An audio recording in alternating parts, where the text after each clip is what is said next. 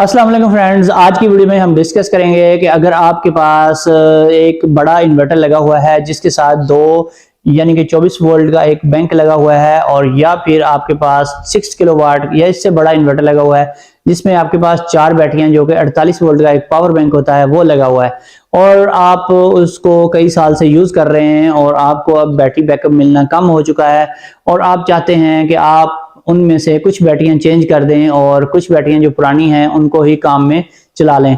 तो किस तरीके से हम पुरानी बैटरियों के साथ नई बैटरियां अटैच कर सकते हैं और कौन से ऐसे केसेस हैं कि हमें सारी बैटरियां ही चेंज करनी चाहिए, ये बहुत ही इंपॉर्टेंट चीज़ है, क्योंकि आजकल बहुत सारे लोग अपनी अच्छी भली नई बैटरियां स्क्रैप में डाल देते हैं और फिर सारी की सारी जब 4 बैटरियां उनको परचेज करनी पड़ती हैं, खासतौर पर बड़े इन्वर्टर के साथ, तो उनके लाखों रुपए लग जाते हैं। यानी कि कम से कम भी एक बैटरी आपको 50 से 60 हज़ार की मिलती है।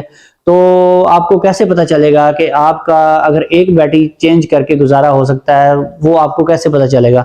इसमें सबसे पहले आपने क्या करना है, उनकी ग्रेविटी टेस्ट करनी है। जब भी आपने किसी बैटरी की ग्रेविटी टेस्ट करनी है तो आपने उसके 6 सेल जो होते हैं सबकी चेक करनी है। तो सबकी ग्रेविटी आपने चेक करनी है और सब सेलों की ग्रेविटी सेम होनी चाहिए।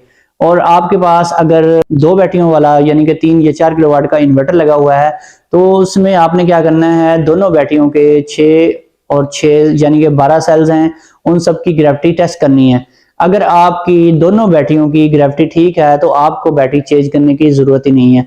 लेकिन अगर आपकी दोनों बैटरियों में से एक बैटरी जो है उसको कोई एक आध सेल ग्रेविटी कम दे रहा है, यानी कि उसकी रेड के ऊपर ग्रेविटी आ रही है जो कि 1100 या 1150 के राउंड अबाउट होती है, तो फिर आपको चाहिए कि या तो उसकी ग्रेविटी पूरी करवाएं, किसी बैटरी वाले के पास ले जाएं उसे।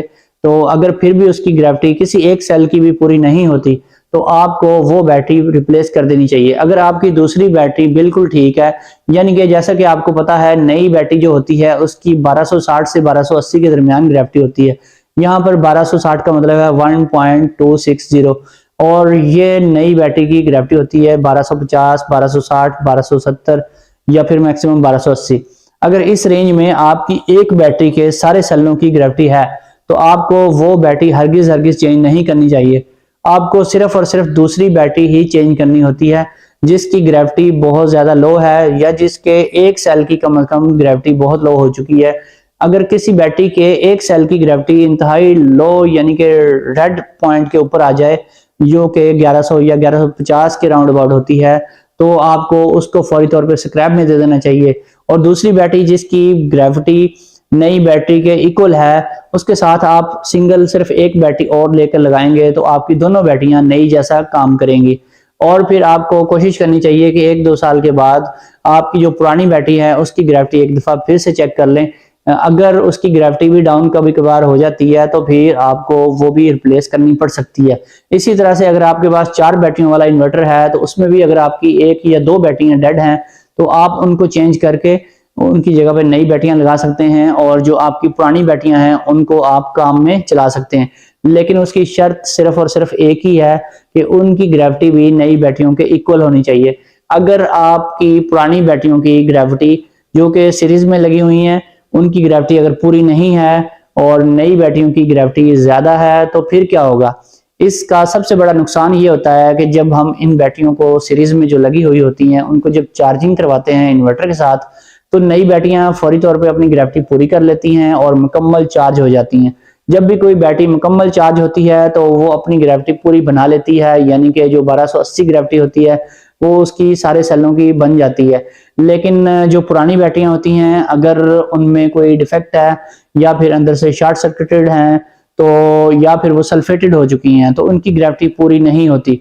अगर इस तरह की प्रॉब्लम है तो आपको चाहिए कि जब भी आपने सीरीज में इस तरह से बैटरियां लगानी है, यानी कि एक बैटरी आपकी नई है और दूसरी आपकी पुरानी है, तो आपने ये चेक कर लेना है बैटरियों को 1-2 घंटे चार्ज करने के बाद कि नई बैटरी की ग्रेविटी मुकम्मल हो चुकी है लेकिन पुरानी की ग्रेविटी पूरी नहीं हो रही।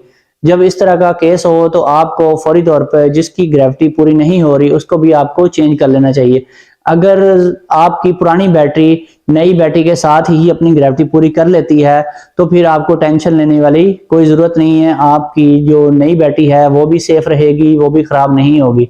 तो नई बैटरी सीरीज में लगी हुई पुरानी बैटरी के साथ खराब तभी होती है जब पुरानी बैटरी शॉर्ट सर्किटेड होती है या वो अपनी ग्रेविटी पूरी नहीं करती। तो ये चीज़ अगर आप चेक कर लेते हैं तो फिर आपको टेंशन लेने वाली इसमें कोई ज़रूरत नहीं है। आपकी पुरानी और नई बैटरी दोनों एक ही सीरीज में, एक ही स्ट्रिंग में चल सकती है। दोस्तों ये थी आज की वीडियो पसंद आई है तो चैनल को सब्सक्राइब करें। फिर मिलेंगे एक नई वीडियो के साथ। ओके, अल्लाह हाफिज़।